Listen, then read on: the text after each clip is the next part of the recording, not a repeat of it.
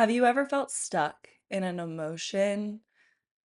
Not stuck necessarily just like in your life, but stuck as in something can trigger you, or many different things can trigger you. And then there this emotion is, you just feel stuck in it.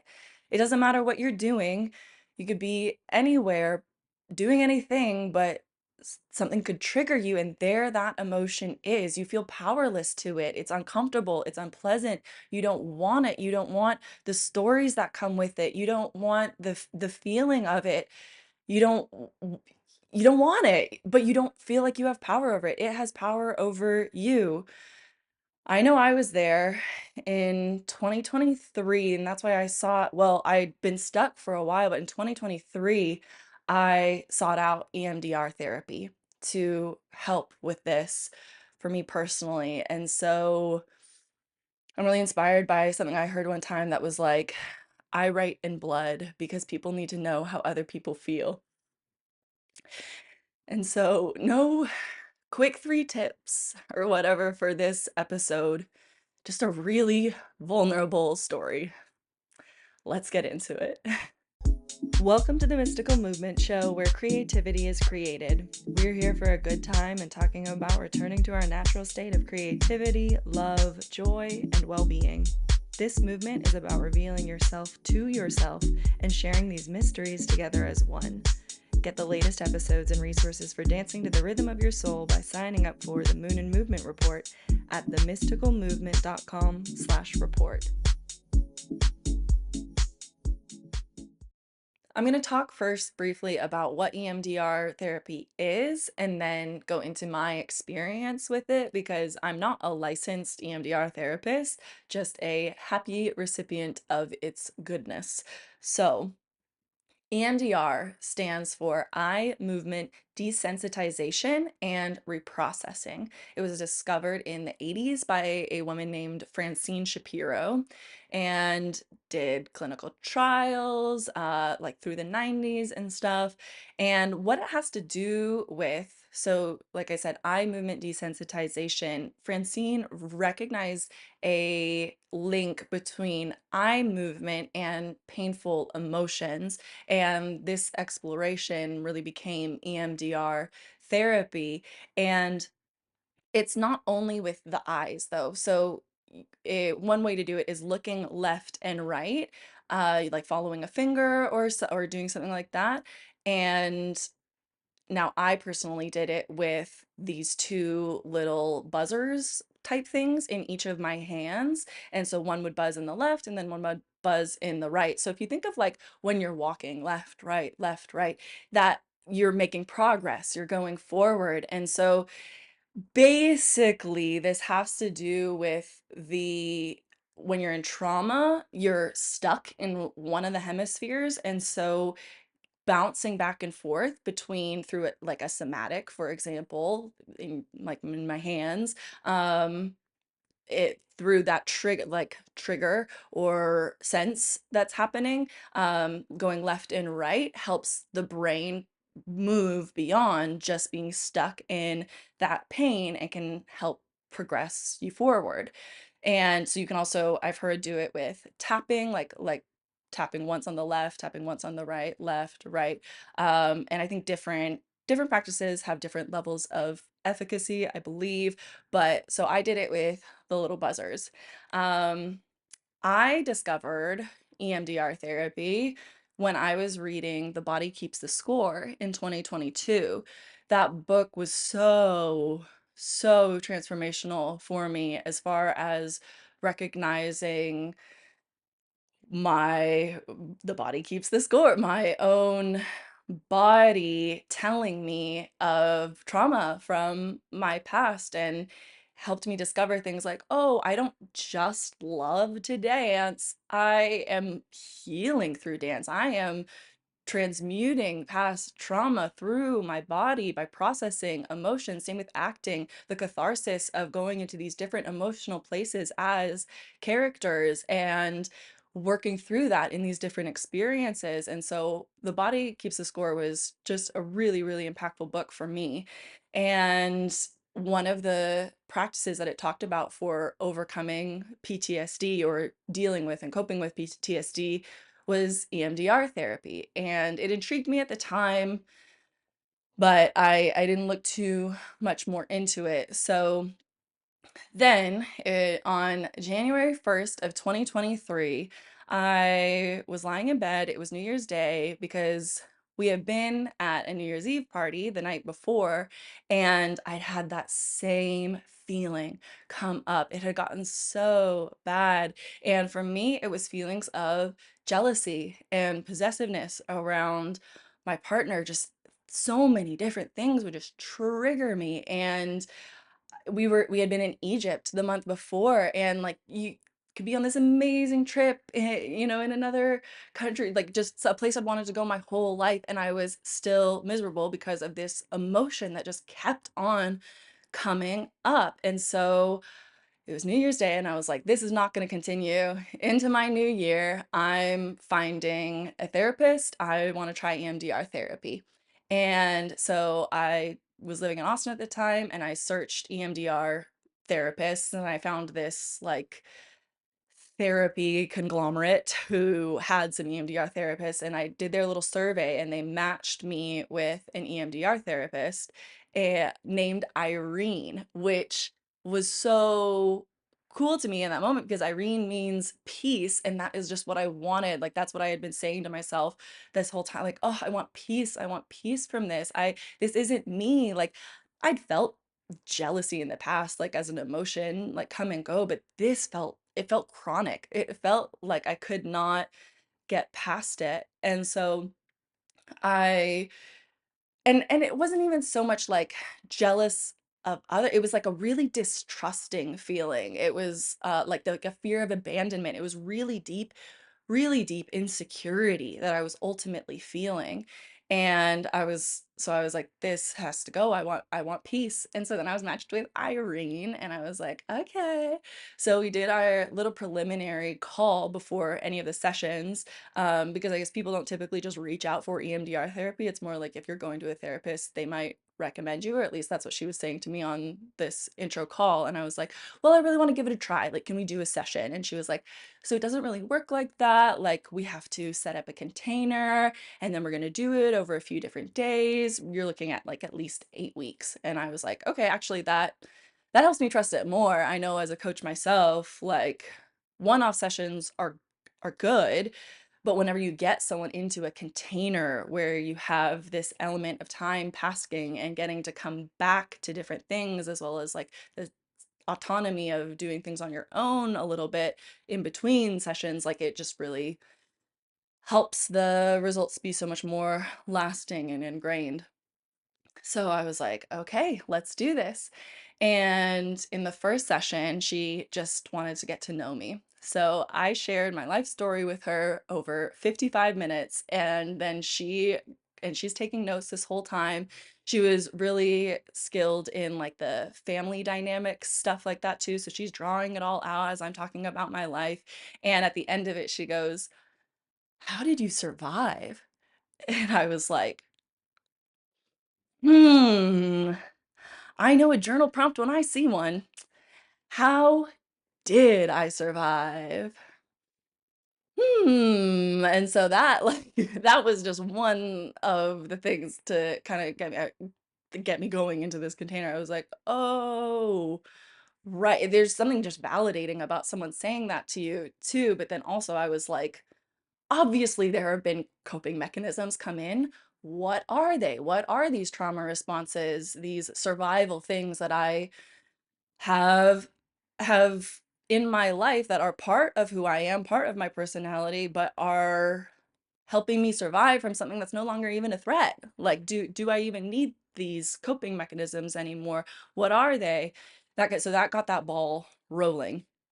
And then over the next two sessions, we set up a container, or well, the whole thing is a container, but we set up like a safe space because when you're going into really dark trauma, it can get really hard and you can get dysregulated and have all sometimes the body, because right, you're stuck in it. So it's like the body is reacting like you're still in that place. And so um, wisely, they tread lightly with that and form a like safe space that you can go to. And so you have this place like already ready on deck in case things get too heavy whenever you're going through the therapy. So we set that up. And then in the first, I guess I'll call it the first, even though this whole container is EMDR therapy, like the first actual, now I didn't do it with iMoon, I did it with the little buzzers, but how these sessions started. So this was sessions like 4, 5, 6, 7, 8, I want to say.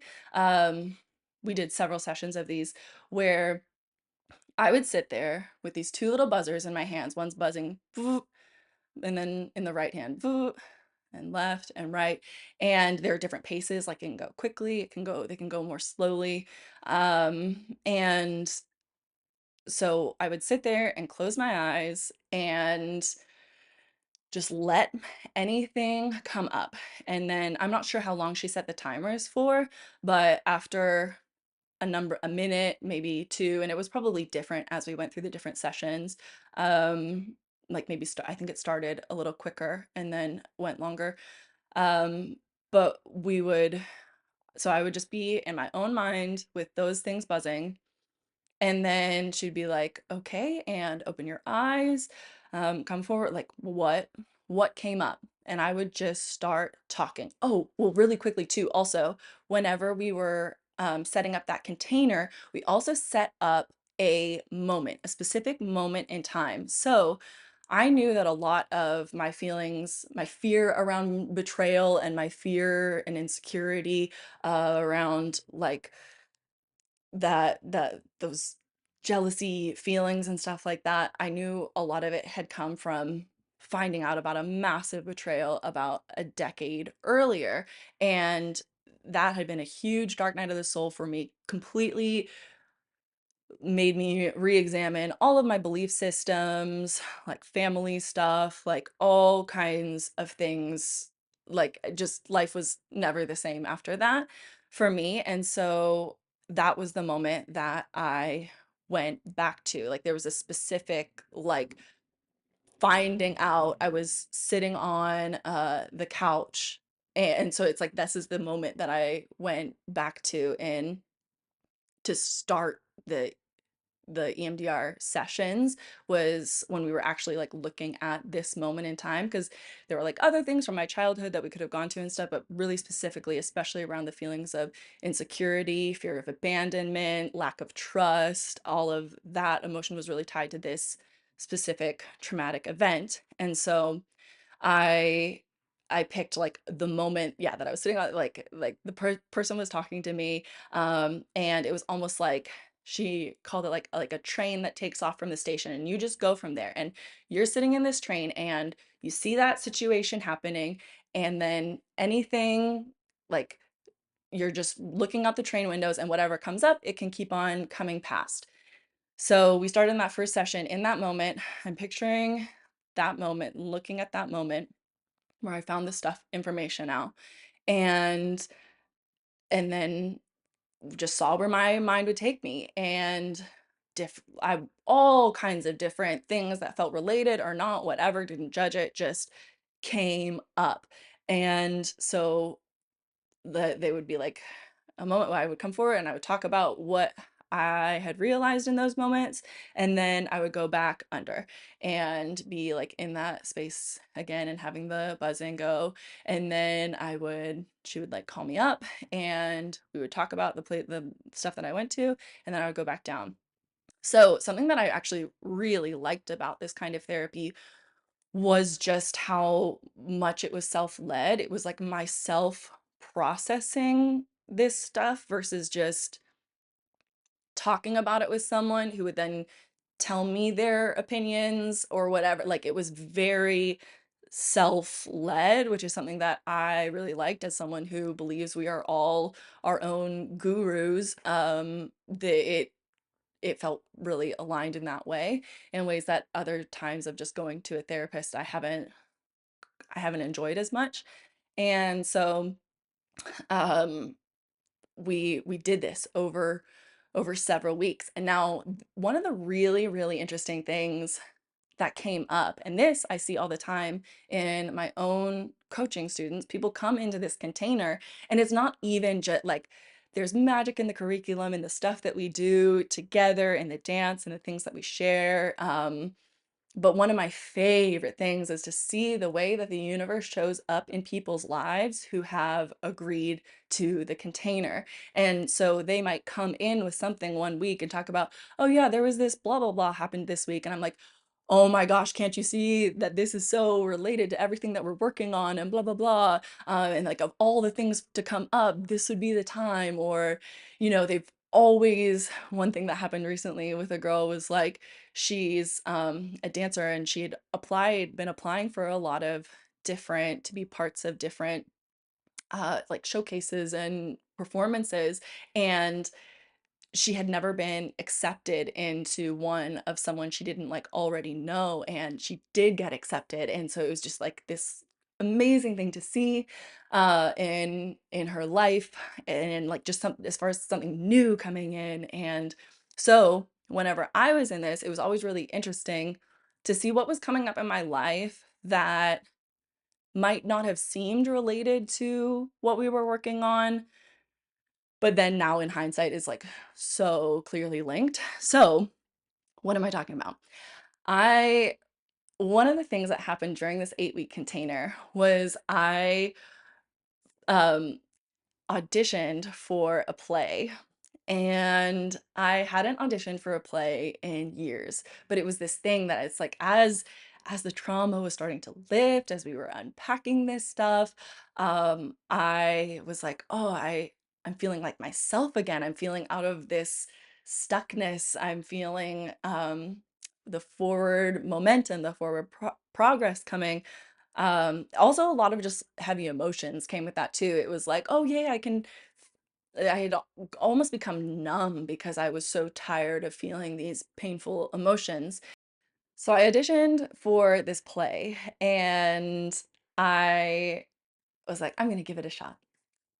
It's a really famous play. It's called Noises Off. I'd seen it in high school and like had friends who'd done it and stuff, and I was like, "This could be fun."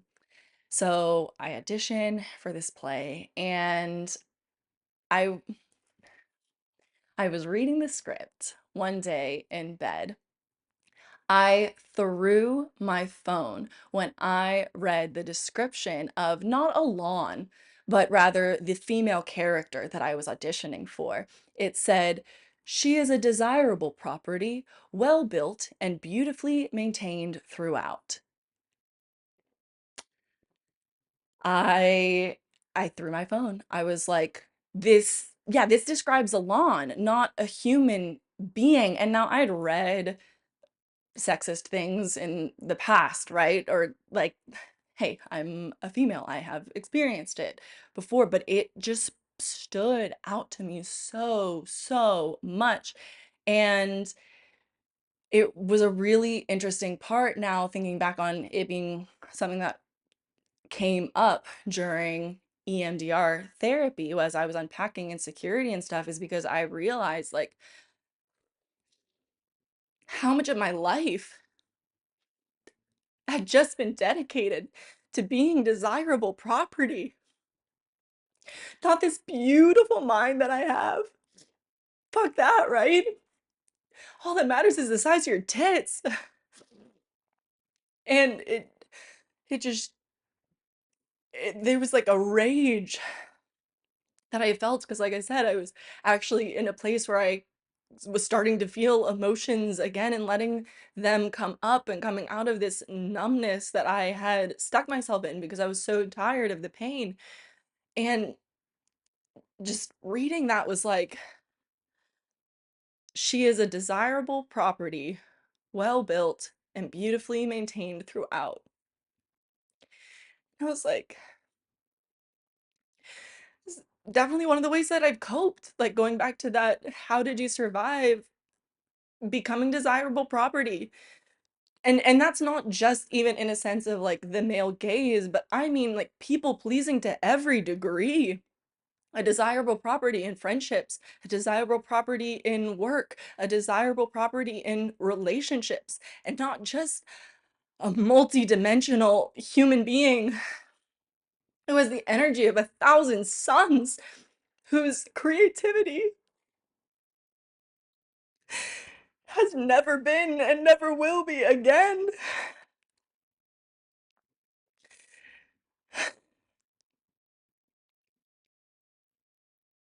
It was so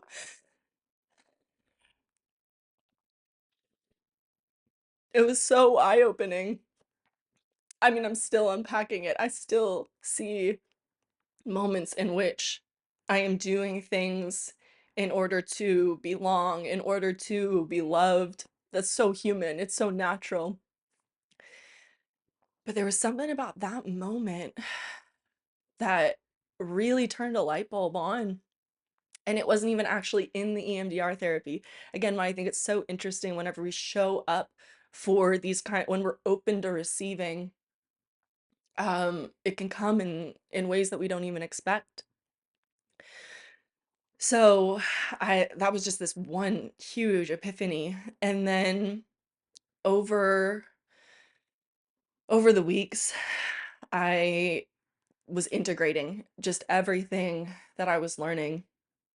And it I my life started to really shift. Like I said, I was feeling things that I hadn't felt in a long time and opening myself to things that I had not been open to, and just really realizing, like, who am I outside of trying to be liked by other people?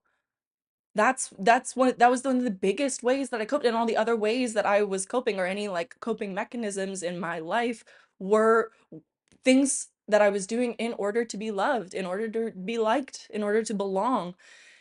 And it just showed me how what a rupture I had with my own self and who I was.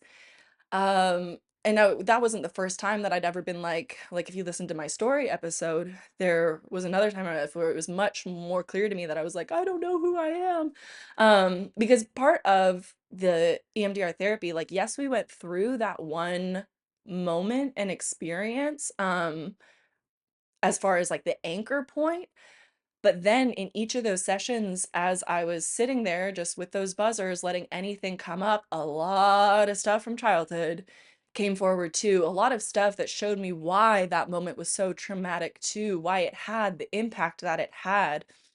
Because a lot of what EMDR is doing is changing the way that we're processing information, and that information is processed. I've talked about this a bit with the embodiment phenomenon, how embodiment is the fact that your physical environment, what you're physically experiencing impacts how you process information. So if you are in a state of fight or flight, you are going to process even a kind comment as threatening, potentially, because you are in a state of I am being threatened. So whatever is coming at me is threatening, regardless of whether or not that person or that thing is actually meaning to threaten you.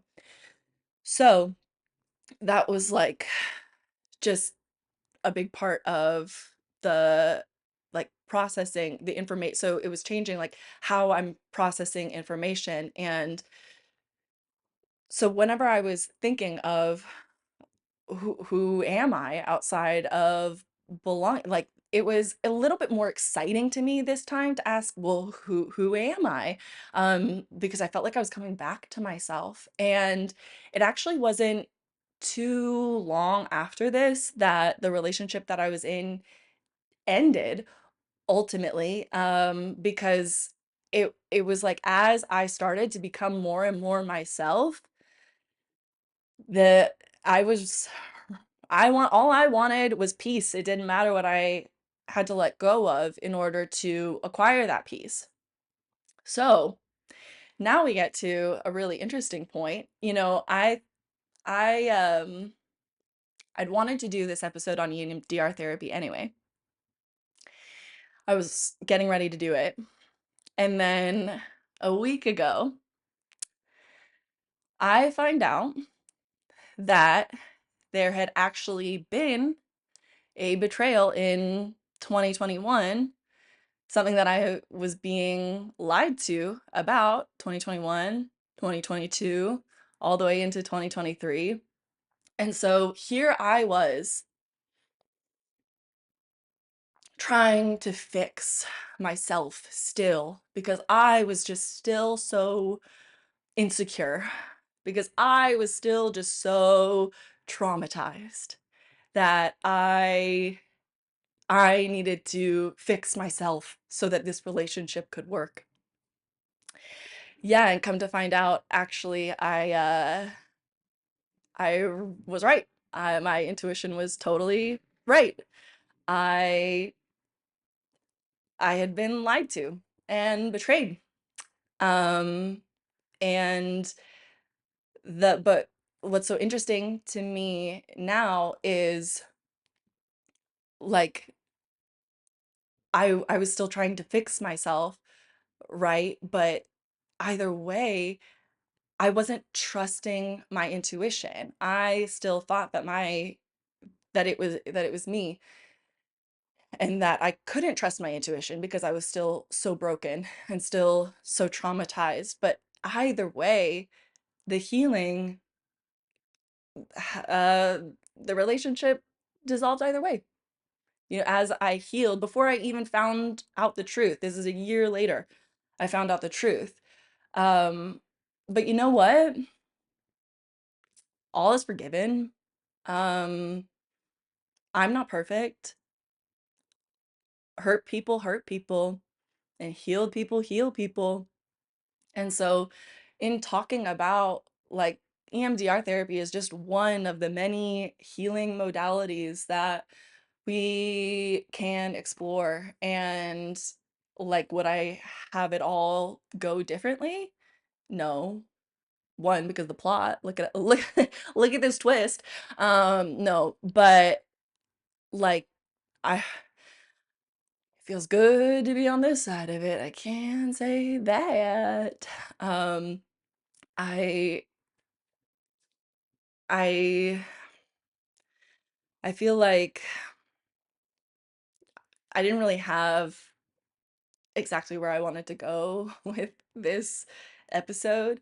Besides wanting to share it, there were no, like I said, no, like, bullet points of everything I want to cover. Just really wanted to share this story with you, um, because I've been healing, I am healing, I will continue healing. But the thing about especially realizing this now is that I just feel more of a commitment to being of service, to sharing stories like this, for just so much gratitude for everyone who has shared their stories and their experiences to help me get this far. And we're all standing on each other's shoulders. You know, like I said, none of us is perfect. We've all hurt people. And I hope that we can all heal each other too. God, I dream of a world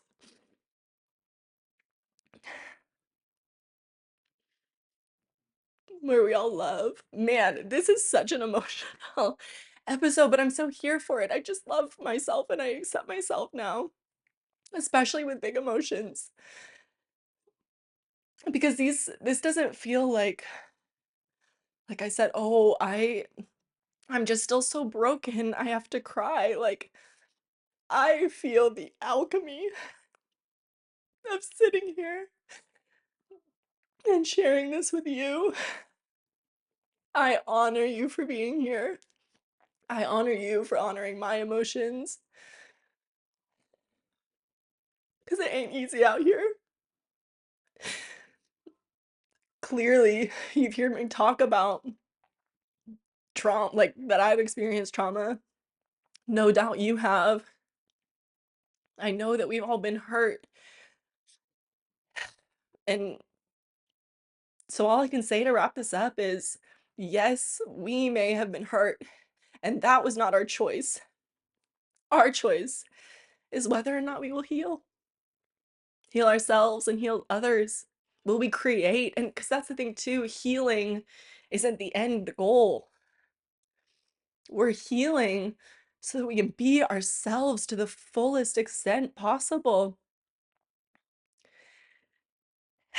So thanks for being here with me. I love you, and I'll see you in the next episode.